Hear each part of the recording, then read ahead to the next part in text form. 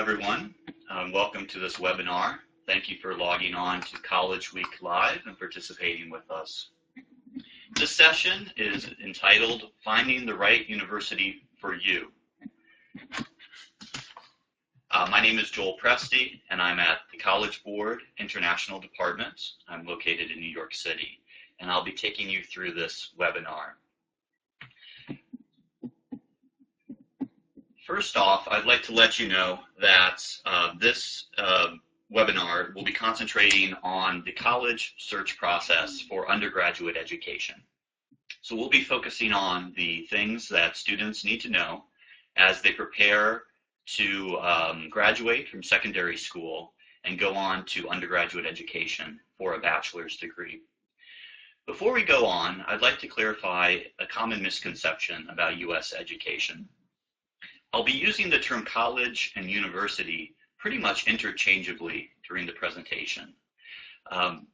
When we talk about going on to higher education in the United States, students generally talk about going away to college, even if the student is starting a bachelor's degree, meaning an undergraduate degree, at a university.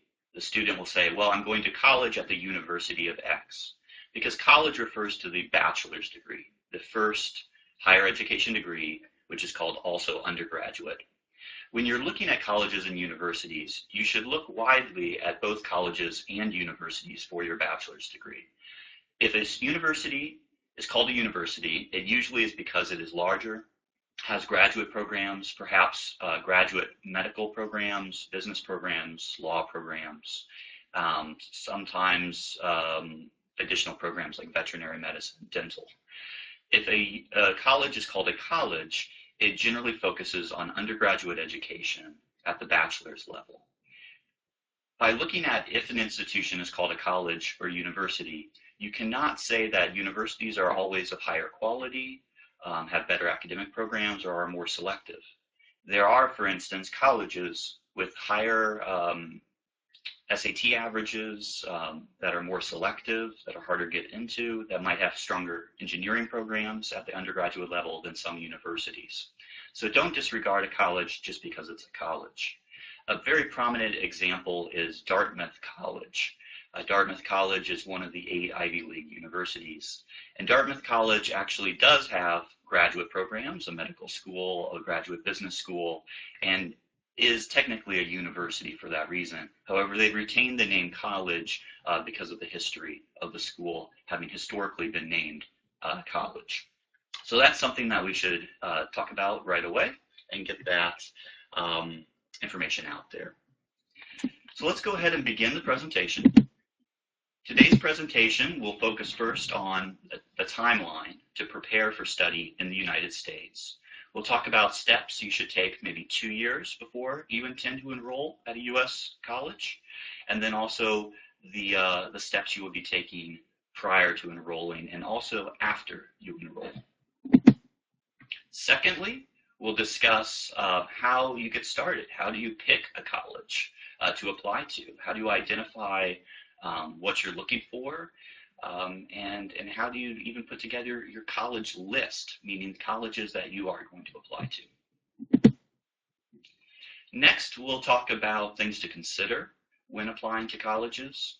We'll talk about costs, things like academic quality that you might want to consider, university resources, so that you can find a college or university that's going to be the best fit for you, meaning the college where you're going to be finding yourself the happiest you could be and will be the most successful academically, socially, personally.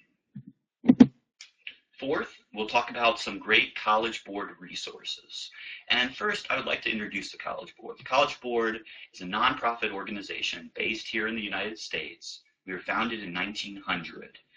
The College Board was created to expand access to higher education.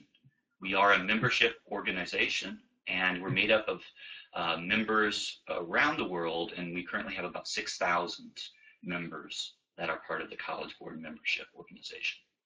We'll talk about an organization called Education USA as well, because they can serve as a resource in your home country to help you find a university that's the best fit for you and help you apply and successfully become admitted.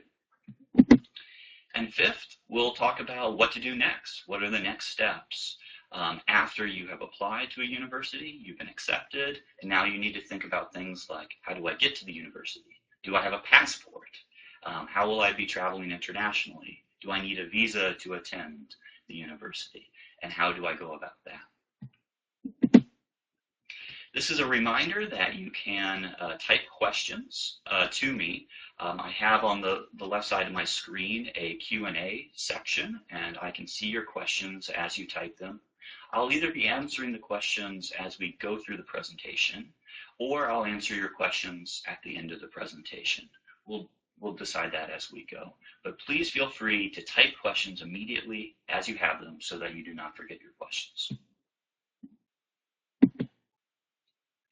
Let's first talk about the timeline to prepare for study in the U.S. One of the initial steps in preparing for study in the U.S. would be that you need to gather information about U.S. institutions, colleges and universities. We have a wide array of higher education institutions in the United States. There are large universities, public and private. There are smaller universities. There are small colleges, public, private as well. There are community colleges. There are junior colleges. Depending on how you count the number of institutions, we have more than 4,000 colleges and universities in the United States. And these are spread out through all the different states, and we have 50 states in the United States. So it's very diverse in the array of colleges and universities. And also there is no centralized application process. So each college and university has its own application process.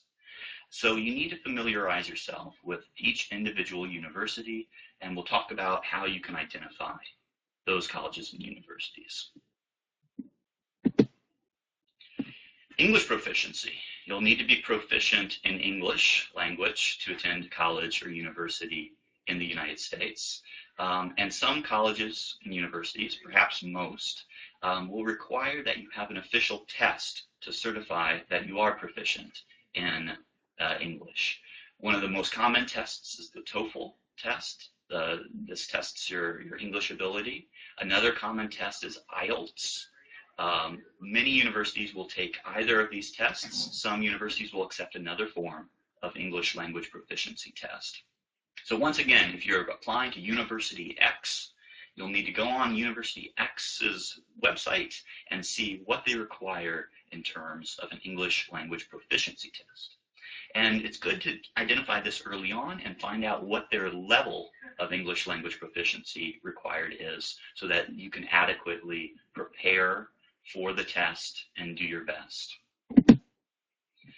Next, you'll be wanting to think about what classes and courses in secondary school you would like to be taking to give yourself the best chance of being admitted to your first choice university. In the United States and around the world, we have something called advanced placements. That's abbreviated AP. AP courses are great preparation for university study. They're challenging. They're offered in more than 30 different course areas, such as physics, chemistry, calculus, U.S. history, as well as foreign languages and many others. This can be great preparation, and they're very well respected by the U.S. higher education institutions. The main thing to think about is that when colleges look at you as an applicant, they want to know that you've been pushing yourself hard academically to do the best you can, and that you have a rigorous, meaning a difficult, curriculum that you're taking in secondary school. Next, the SAT. The SAT is a college entrance examination that is widely accepted and widely respected across the United States. And many universities, I would say the majority of universities in the United States, will require either a college entrance exam. So you'll need to identify, go onto the website of University X and see what they require in terms of SAT exam, SAT2 subject test exams, and identify what you need to be taking, when is it offered, and what type of a score you need to achieve to be competitive for the university. Next, you want to think about finance. College tuition can be expensive in the United States. We offer a very high level of academic quality, and that often comes along with a larger price tag than in most countries. So you want to have an honest discussion with your family about what you can afford to put towards your college education. If you determine that you have very limited financial resources to put towards your college education, then you'll want to look at universities and colleges that offer generous financial aid to international students, and we'll talk more about that later. Next, you'll apply. You'll start sending your SAT scores, your grades, your high school transcripts to the universities that you're applying for. And you might be filling out the Common Application, which is a common application used by over 500 US colleges and universities, and we'll talk about that more later. And then after you've applied and you've completed your application at the number of universities you've applied to, they will then begin reviewing your application and making an admissions decision on your behalf. And then next, we'll talk a little bit about the procedure. What do you do next after you've been accepted?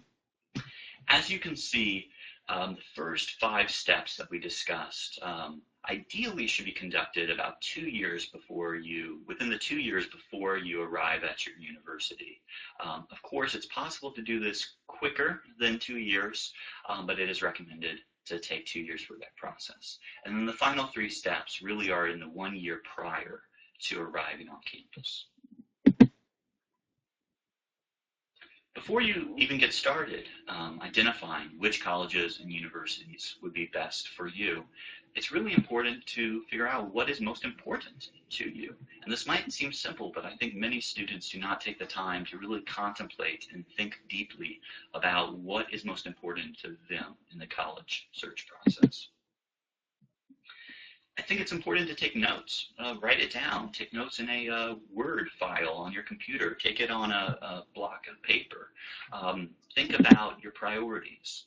What are your long-term goals? Are you wanting to be a successful mechanical engineer? Are you looking to do medicine?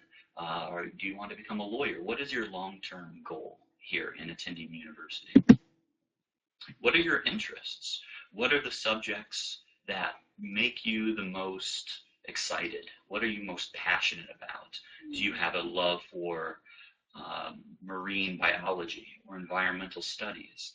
And I found that students usually achieve the most and are the most successful when they're pursuing courses and majors which they're most excited about.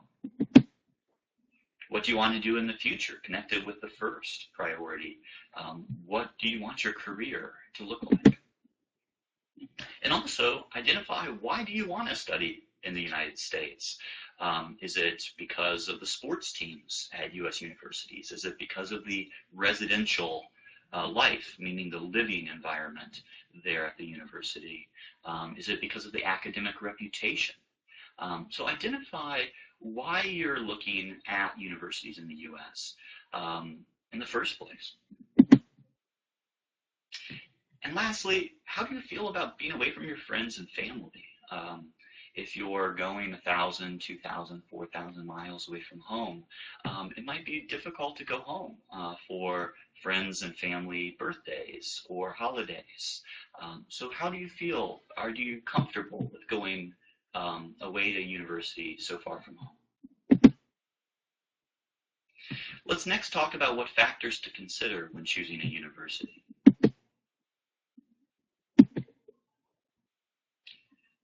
Perhaps this is quite an obvious question to consider. You'll want to ask yourself, does the university or college offer a degree in the area you would like to study? It is not, it can't be taken for granted that a university or college will offer a nursing degree or a mechanical engineering degree or a degree in forestry or marine biology. Universities in the United States have a lot of freedom to choose which degrees they offer and which courses they offer. When I use the word course, I'm referring to what we call in the United States a major. So this is the major study area in which you're studying, which could be economics or business, biology. So that's what I'm referring to. When I say degree, I mean bachelor's degree, master's degree, PhD. These are the different levels that you go through at the university. What are the admissions requirements? If you are confident, you're going to have a very strong application. You're taking very challenging courses. You're completely fluent in English. You're taking the SAT and you know you'll perform well on it. Then you might want to apply to the most selective, the hardest to get into universities in the United States. If you feel like you'll be less competitive, then you'll want to apply to universities that are more in your range. And that does not mean that they won't offer an exceptional undergraduate education, but they might be more attainable in terms of acceptance.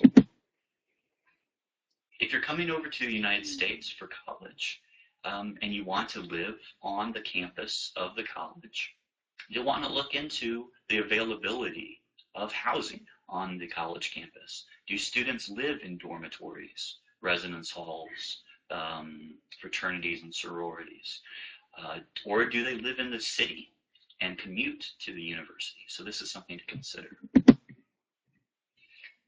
And then also you want to consider the total cost of tuition, fees, and living expenses. This is the total cost of attending the university. So you'll need to add up quite a number of costs, not just tuition and fees, but also other costs, which we'll talk about later. And then if you're in need of financial support in order to attend the college or university, you'll need to look into the university's financial aid policy. Does the university offer financial aid to international students? Do they guarantee to meet 100% of your financial need? These are things to consider as well. In searching for U.S. universities, I'd like to recommend a site called Big Future. You can access this online at bigfuture.org. This is a College Board resource that's completely free for you to use. You can go onto this site and search by college name in a number of different ways. And you can pull up profiles of thousands of universities in the United States and around the world. And you can explore the university, get statistics on the admissions process and things like that. On the left-hand side of Big Future, you'll want to note some very important categories. You can click on At a Glance, admissions deadlines, the majors, campus life, applying, and learn more about those specific areas of the college. Additionally, on the left-hand side, in that blue box, you'll see 4 international students. This is a feature that is specifically for you as an international student and will have relevant information for you. I've mentioned briefly that there are many costs to consider. The college will publish its tuition and fees. In many parts of the world, when people think of the term used for tuition is fees. In the United States, we use this term tuition, which is the cost of paying for the classes you are taking. In addition to tuition, you might have fees. These might be laboratory fees, technology fees, student life fees that might help pay for the gymnasium or the swimming pool. So you'll have tuition that's paying for your classes, as well as fees that will be paying for things like technology, internet, things like that. You'll also want to consider room and board. Room is your housing, that's your dormitory room. Board is your food. So many colleges require that you are on a dining plan, meaning that you have to purchase some of your meals in the dining halls at the college.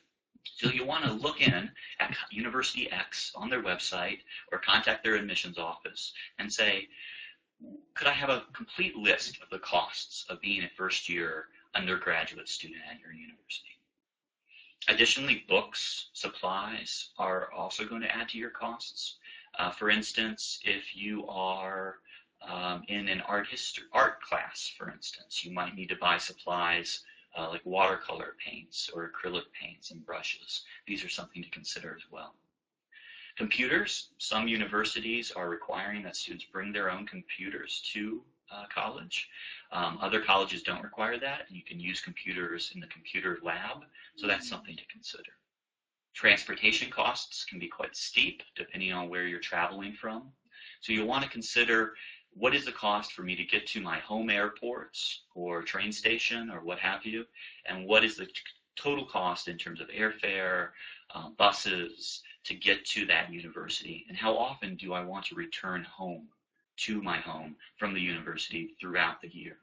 And then, of course, personal expenses, going out to eat, buying shampoo, toothpaste, going out to the movies. These are all costs that are usually in addition to the costs I listed above. So big future, this is a profile of St. Edward's University in Austin, Texas. I believe this is the international student page on this web page. You can see the annual college costs at St. Edward's. There are costs listed for living on campus as well as living off of the campus. They estimate the additional expenses as well as room and board. So that's your housing and your food, as well as your tuition and fees. What you should also pay attention to, if you're in need of financial aid, is look right below the chart with the costs, and you'll see a financial aid box. This is self-reported information from the college to College Board, and the college reports what number of international undergraduates received aid, financial aid from the college, and in St. Edward's case, this is a total of 90 students, and how much financial aid was awarded to those 90 students. And then in the case of St. Edward's University, $1,667,908 US were provided to those 90 students. This is something important to check if you would like to know how generous a university is in its financial aid policy to international students. Of course, these policies can change from year to year. So I think for your top colleges and universities you're applying to, it's important for you to contact the admissions office and get further details about their financial aid policies and how to apply for financial aid as an international student. Next, let's talk about the factors of admission. I'm fairly new to the College Board, but I spent 6 years in undergraduate college admissions at a private liberal arts college in Ohio. And for 3 years, I spent my time primarily working with international students on the admissions process and also the financial aid process at the college where I worked. So I'm very familiar with the admissions process for international students. There are a number of factors in college admissions in the US, and it's very different than many other countries and many other institutions around the world, because there are primary factors at most universities and then additional factors. Many universities, they're looking first and foremost at the quality of your academic courses in secondary school. How many years of foreign language did you take? How many years of math, science? Now, once again, this is very college specific. So one college, if you want to study engineering, might say, we would like you to have taken at least through calculus and mathematics. We would like to see that you've taken 4 years of science, and you have a certain SAT score, maybe even, in math. Another college might not have as strict requirements, might only suggest that you've taken through pre-calculus or algebra and mathematics. So it's really variable depending on the college or university you're looking to attend, what the requirements are going to be or what their expectations are in terms of your academic courses. The secondary thing, after looking at the academic courses, colleges will look at how well did you perform in those academic courses. Were you a top student in all of your courses? Were you strongest in math and science? Did you struggle early on in secondary school, but then do better as you got older? These are things that colleges will consider. Then the last primary factor is that college entrance exam score. As we talked about earlier, the SAT is a very common college entrance exam, and some universities across the U.S. Many universities across the U.S. require this exam. You might also be submitting AP, Advanced Placement Exam scores. Some universities also require SAT-2 subject exams. So you want to look into the requirements for the universities you're applying to and determine what their expectations are for you. And of course, the college and university will look closely at those exam scores if they are required. But the U.S. is very different than many other universities around the world in that the most selective universities do not admit students based solely on academic performance. They're looking at other factors in the admissions process. Now, I don't want you to misunderstand me. Some universities do very much admit students on the three factors we just talked about. But that is not generally the case across all colleges and universities. Additional factors are considered in the admissions process, such as a personal essay. Now, not all universities require a personal essay, but many do. And they might ask you, why do you want to study the subject you're applying for? Or tell us about your most challenging moment in your life, or what is something that you've overcome. The college might also evaluate your extracurricular activities. Extracurriculars are things you are doing in addition to your academic courses. This might be playing basketball on the high school team, or this might be taking part in a youth group at your synagogue or mosque or church. This might be doing community service, helping out at a food pantry or soup kitchen or a homeless shelter. So a college, especially the most selective colleges, want to admit students who have been a contributor in your high school and in your community. Because they want to have students coming into their university who will be contributors in the university community, and maybe even the greater town or city that the university is located in. Colleges and universities will often look at letters of recommendation. Some colleges don't require these. Some colleges require one. Some colleges require two or more. These are generally letters from teachers who taught you in the 5 core academic areas.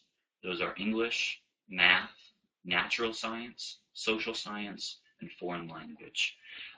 So what colleges are looking for in these letters is that you were an engaged student, that maybe you participated in class discussions, if you had class discussions, that you were a pleasure to teach, because admissions committees want to admit students whom the faculty will enjoy interacting with and also teaching, and students who will take the most advantage of the offerings at the university. Some colleges, especially smaller colleges, will look at demonstrated interest. This means, have you emailed with the admissions office at the college or university? Do you show in your application that you're interested in this specific college? Do you seem to be a good match at this college? For instance, some colleges have additional essays that they require about why do you specifically want to attend that college. If that college does not have a business program, and in that essay you write all about your love of business and your fervent desire to study business at the undergraduate level, then that college will wonder about the fit that you make with that college, and perhaps be much less inclined to admit you for that reason. Let's talk briefly about admission testing for U.S. colleges and universities. As we've talked about, the SAT is a very popular test that American students and international students take when applying to U.S. universities. Additionally, there are SAT subject tests in subjects like math, chemistry, biology, foreign language, that some universities will require in addition to the SAT. Once again, you need to check with your college or university directly to determine what are the requirements. Luckily, we help you out by posting some of these requirements on Big Future, USUniversity.org. You can look up the college you're looking for and go to the applying section and then click on admission requirements and find this as well. But it's best, I think, to double check that information on the college specific website. And as we talked about earlier, proof of English. A college or university might require for all international students a test of English as a second language, and this is something that you'll need to look for.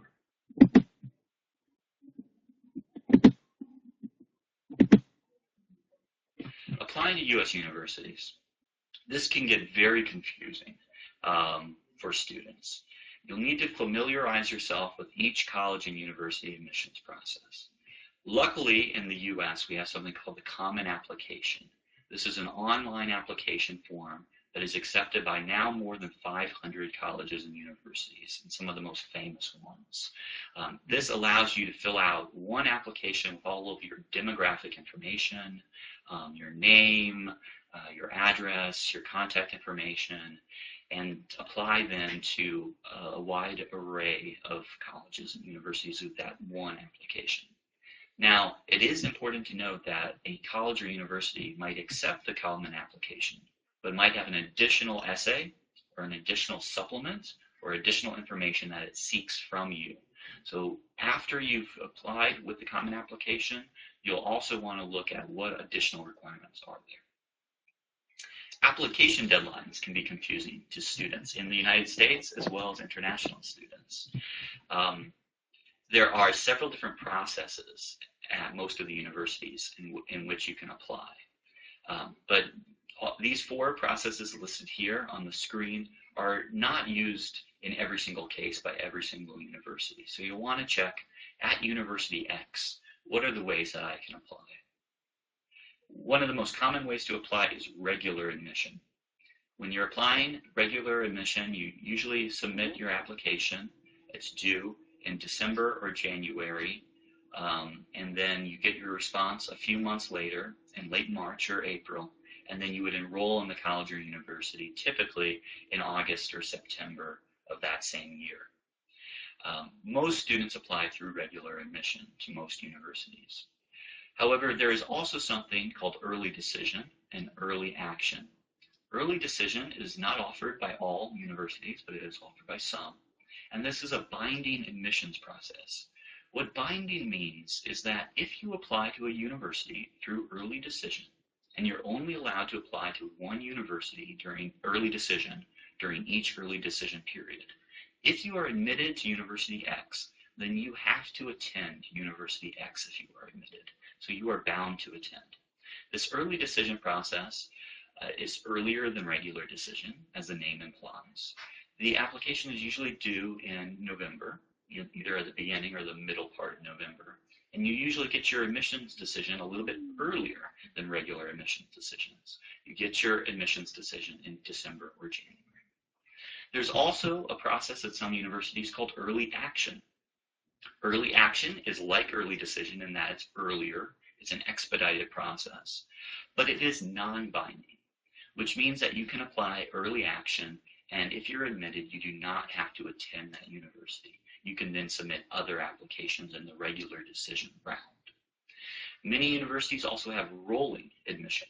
So this is an admissions process that is ongoing.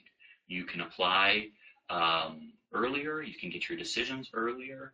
At that university, you might be able to apply later than December and January and get your decision later than March and April, but you'll need to look at each university's admissions process. This will be clearly laid out on the college admissions website for the specific university. And once again, we wanted to emphasize that the Common Application is a great way to apply to a number of universities in the U.S.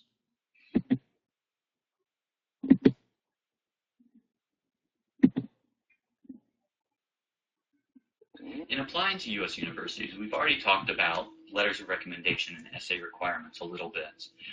It's important to note that most schools require letters of recommendation from your academic teachers. Some schools will also accept recommendations from coaches or youth group leaders or people who oversaw your community service. But you'll want to, once again, check with the specific university. The beauty of the American system of higher education is the diversity and the wealth of different colleges and the strength of the academic programs. But with that diversity also comes very diverse application processes. And so, unfortunately, I can't give you a blanket statement on what's required by all U.S. universities, because each university makes its own decisions on what the requirements are. But luckily, everything's very clear on admissions websites. And if it's not, you can contact the admissions officer who works with international students, and they're usually very nice people and very glad to help you with that process of applying. When you ask for letters of recommendation, you'll want to give your teachers at least a month to write those letters of recommendation, because the teacher will want to, and you'll want to encourage the teacher to not just talk about what grade or mark you got in your class, but talk more about who you are as a person, about your passions for the academic subject, about your interaction with other students in the class, and that you are a joy to teach. And that takes time for the teacher to compose such a thorough and insightful letter of recommendation. Essay requirements. Many schools on the Common Application, for instance, will accept the Common Application essay. And some of these schools will also require an additional essay about maybe why you want to attend that university specifically. So you'll want to investigate that with the college or university.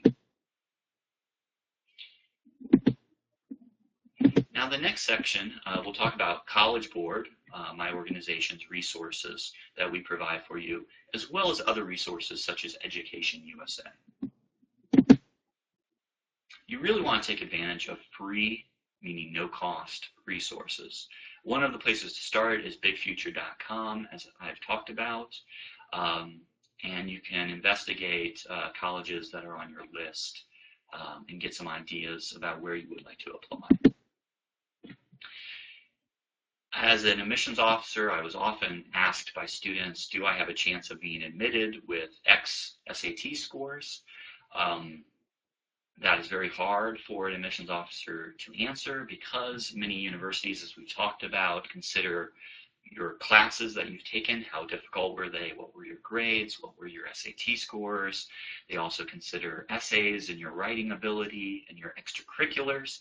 So it's very hard to say, okay, with a 550 critical reading and a 600 math, you have an X% chance of being admitted. It's usually very hard.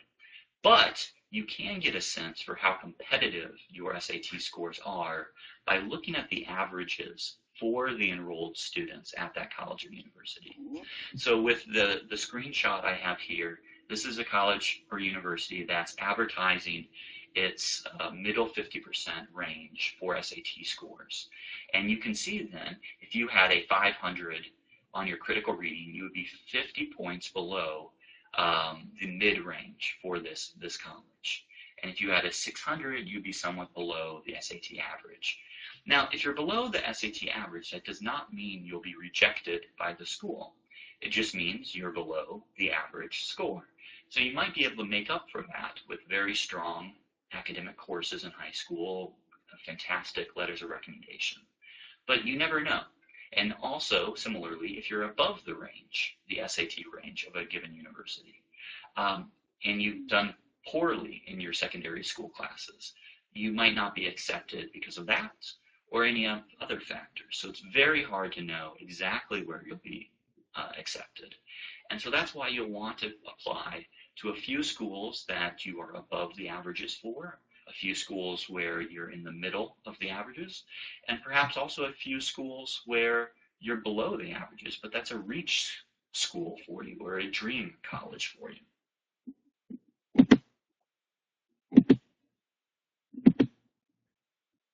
And also at the bottom, there's this nice graphic that tells you what percentage of students fell in those score bands for the SAT critical reading, math, and writing subsections. So here you see that 19% of students scored between a 700 and an 800, 37% scored between 600 and 699, and so on. So if you, for instance, were applying to this university and you had a 450 on your critical reading, you would see that you're about 100 points below the low range of the 50%, but 7% of the students at that school actually did score in the 400s. So you still have a shot. You can practice for the SAT. One of the primary ways you can practice is by taking the PSAT. This is a preliminary SAT exam. And we're coming up on the testing dates across the world here in October 15th and October 18th. And it might be too late for you to sign up for this year's tests. But this is something for the younger students to keep in mind, that this is offered worldwide. And you can get information on how to sign up and where you can sign up on the College Board website. College Board International is a great resource for you to investigate applying to colleges in the U.S. International.collegeboard.org is the URL. And one of the sections that's most helpful is the Study in U.S. section. We have information on U.S. study basics, U.S. campus culture, getting prepared, how to apply, and then the steps you need to take after you've been accepted. It's very much similar to this webinar. I'd also like to mention Education USA. Education USA is a wonderful resource that offers free guidance in applying to colleges and universities in the United States. Education USA is a U.S. Department of State, so a U.S. government-supported network. There are hundreds of Education USA offices around the world, and lots and lots of different countries. There could very well be an Education USA office in your hometown. You'll want to go onto Education USA website and research exactly where they're located and how they can help you with your college admissions process. So take advantage. Take advantage of advanced placement exams or courses if you have an option to. Take advantage of preparing for the SAT, maybe taking the PSAT. Take advantage of bigfuture.org in your college search process. Then let's talk about what to do after you're accepted. And I see that we're getting some great questions from students who signed on, and we have about 18 minutes left, and I'll finish up the presentation and then I'll answer those questions. So thank you for your patience. Continue to post questions so that you don't forget them. So you've been accepted by your top choice university. Now you have to decide what are the next steps. Of course, you'll need to obtain a passport and a U.S. student visa to go to the university. You'll need to check on health insurance requirements. So this is your medical care when you're in the U.S. Many universities require that you have good health insurance as a student at that university. You might want to check into the World Health Organization immunization card so that you have a list of all the vaccines you've taken, all the immunizations you've had. Number 4, confirm your living arrangements. You'll want to make sure that when you arrive at University X, you have a bed, a place to sleep, that you're all set up with your room and board. Number 5, understand your transportation. So how are you getting from your home to that dormitory? Number 6, visit educationusa.org or .info. Education USA is a very helpful resource, as we've talked about. In some countries and in some cities, they offer pre-departure orientations. These are orientations that help you think through these 9 steps. Number 7, you'll want to continue working on your financial aid, perhaps. If that has not been completed, you'll need to make sure that you have your financing in order, that you know what you're going to do for banks when you come to the United States, that you'll have access to money once you get to the U.S. Number 8, you would like to take advantage of your university's resources. Universities will often have Facebook pages for incoming students, often a website for incoming students with advice about the dormitories, about refrigerators, about air conditioning, about anything you need to know. And then number 9, as we talked about, Facebook is a great way to connect with current students and alumni. Many universities set up Facebook pages for incoming students so that you can connect with current students at that university and get advice on how best to enjoy your first year. What can you do now? Now, if you're 1 year out, 2 years out, 3 years out of applying for your bachelor's degree, meaning your undergraduate degree at a U.S. college, you should attend college fairs in your area or online. Places like College Week Live do college fairs online. If you're in a large international city, it's likely that admissions officers from universities in the U.S. will travel to your city. Speak with admissions representatives. In some cultures, in some countries, students are very reluctant. They don't want to engage with admissions officers because admissions officers are an authority and they feel uncomfortable addressing and emailing and talking to admissions officers. In the U.S., our culture is very informal when it comes to that. It's expected that admissions officers will be contacted by prospective students with questions. Now, you don't want to send many emails to admissions officers with questions that can be easily answered on the website of the university, like SAT requirements and things like that. But it is completely appropriate to contact an admissions officer if you have a very specific question that can't be answered by a guidebook or by Big Future or online.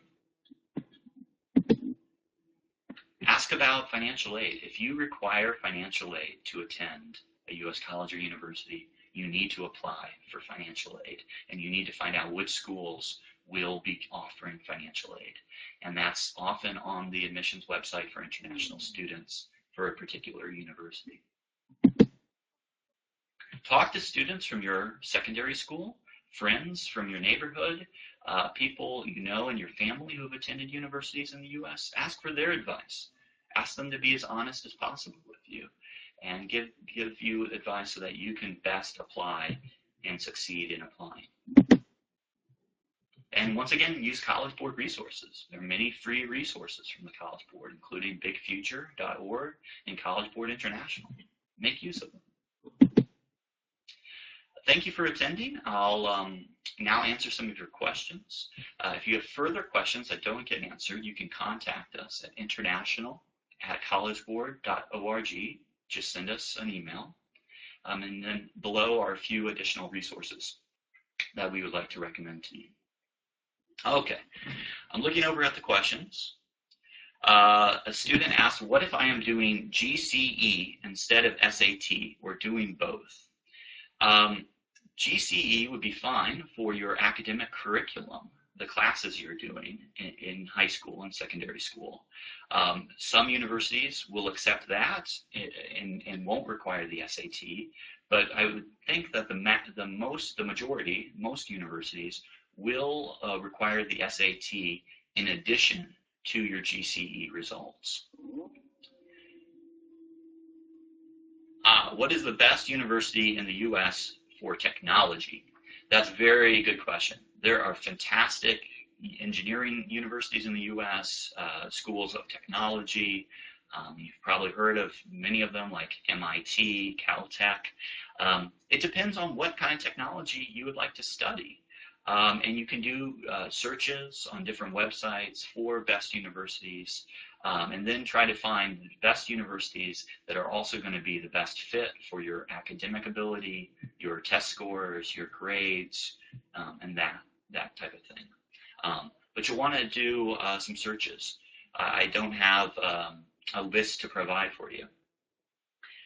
But there are many different lists. U.S. News and World Report provides a list of best undergraduate engineering schools. And of course, you have other rankings that you can look at.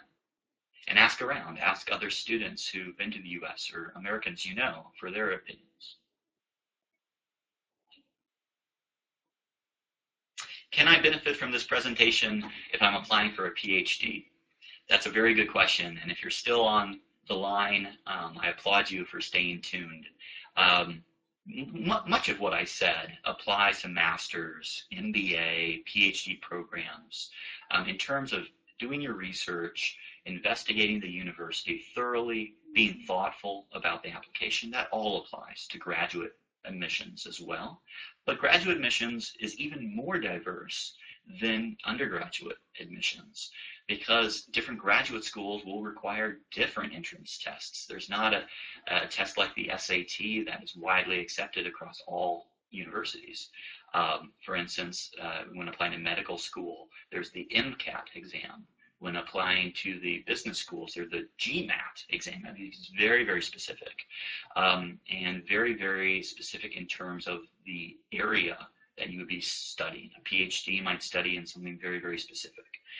So I hope if you tuned in for the whole session, you got something out of this. I think there were bits that would have been very beneficial, but you're up against a little bit of a different process than an undergraduate. Another question, how can I get a scholarship? That's a great question. I would say that most international students, well, let's back up. Some international students get scholarships from their home country. The Ministry of Education in their home country is funding students to go abroad for their studies. Other international students get their financial aid directly from the university. So they apply to University X, and they know that University X offers financial aid, and then they're funded by that university directly. There might be other scholarship opportunities by different companies, corporations that you can apply for, and you can do some searches online for that. Note, I say financial aid quite a bit, and that can be a confusing term. What I mean by financial aid is scholarship. Financial aid is a general term that includes scholarship as well as loans that you might take out from a bank in your home country or from the university. And so all of that is financial aid. Some questions about medical school and residency in the United States. Sorry that this webinar is not fine-tuned helping you do medical residencies. Another question, what is the minimum percentage required by an Indian 12th grader to get admission in a top university in the US? That's going to depend. It's going to depend. You're going to need to do the SAT probably, as well as do very well on your high school curriculum. And you're going to need to present, probably for most top universities, very well-written essays, strong teacher recommendations, be a compelling applicant in terms of your extracurriculars, and all of that. How can I handle working and studying in these states, and is it possible? That's going to be very dependent on each student. I know that we have hundreds of thousands of international students in the U.S. succeeding at U.S. universities, who are happy and successful. So it's definitely possible for an international student to do that, but that's a very personal question. Should the letter of recommendation be given only by the subject teachers or also by the principal and the vice principal? That's a great question. Some colleges will say we need 2 academic recommendations by teachers who taught you in the final 2 years of secondary school in core academic areas. Okay, so in that case, you need 2 letters by an English teacher, a foreign language teacher, a science, a social science, or a math teacher. 2 letters from those people. And then you often can have a 3rd letter from your principal talking about how you're an amazing leader at the school and your teachers just love you and all of that. That's completely possible. But it depends on the university, and the university admissions webpage will be very clear in telling you what type of teacher recommendations are required. Is it necessary to take the SAT test to get into U.S. universities? No, it's not necessary for every U.S. university, for every community college. You will need to research the colleges you would like to attend and look at their SAT requirements. A question is, what if my school does not offer AP courses? So most international schools do not offer AP courses, although it is a growing option for students internationally. You will not be at a disadvantage by not having had AP courses and exams. What the admissions officers will look at, and I can talk from personal experience, is which classes did you take that were available to you? Were they hard? Were they challenging? And how well did you do? So if you're taking A-levels, if you're taking the French baccalaureate, International Baccalaureate, whatever it is, as long as you're challenging yourself, you're taking difficult courses, you're doing well in them, you don't need to stress about not having had AP classes. However, you can search out AP exam test centers and take AP exams alongside if you would like, and of course submit those. How can I know how selective the university is in computer science? That's going to depend. X university is going to be more selective than Y, and Z is going to be less, and it's just going to depend. So you have to contact the university specifically. Unfortunately, I can't sit in my office in New York City working for the College Board and tell you exactly how selective a specific university in California is going to be for the next year in computer engineering. That university will have to tell you themselves. Question, if I take the SAT, do I still need to do the TOEFL? That's a very good question. At the college where I worked, we would not require the TOEFL for every student, international student, especially if they had very, very good SAT scores. They could ask for a waiver of an English language test. But not every university will do that. Some universities will require an English language test in addition to the SAT. So once again, you'll have to check with the university specifically. Another question, a very good question. Does it matter what school you go to when applying for university in America? No, you can attend a secondary school that's public, private, Catholic, religious, it doesn't matter. What you want to pay attention to is, are you challenging yourself? Are you getting good education? Are you doing all the steps in applying to a university?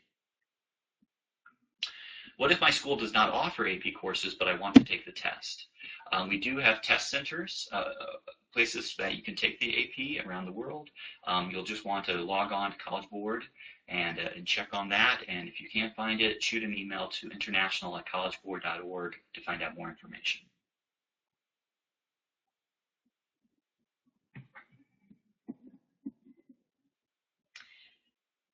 Is there a program for graduate students? This is a student who already has a master's in finance. I'm not sure if College Week Live does programs like this for graduate students, but you'll want to check. This is, as I've said, specifically for international students looking at undergraduate. I have a question from a parent of a young woman who is finishing high school. The parent asks, what's the best university in the U.S. to study architecture? That's a great question. I'm sure if you do some online searches, you can find a ranking of best architecture programs. Of course, you're going to want to ask yourself, who is doing this ranking? How are they ranking the architecture programs? That will be very important. The thing to remember is that when you apply to U.S. universities, many universities require that you do a liberal arts curriculum alongside a major. So some schools that offer architecture might require that the student enter the university generally as an undecided student, take a year or two of courses, and then apply to the architecture school within the university. So the student might not directly apply to the engineering, the business, the architecture program, but enter after they've been accepted and after they've attended the university for a few years. Right, and the parent was also asking about how to get scholarships. Look online, look at Big Future, research the different universities, and look at how much financial aid the students are being offered at the given university. You can also do searches on universities that are the most generous with financial aid for international students. So that is a good way to do it as well. Great. We're running out of time. It is just about 11 a.m., so I'm going to conclude. If I did not personally answer your question, please feel free to follow up with a question at international@collegeboard.org, and we'll try to personally answer your question. Otherwise, I would like to thank you for participating in this webinar, taking the time to investigate colleges and universities in the United States. It's been my pleasure speaking with you. Thank you so much. Bye-bye.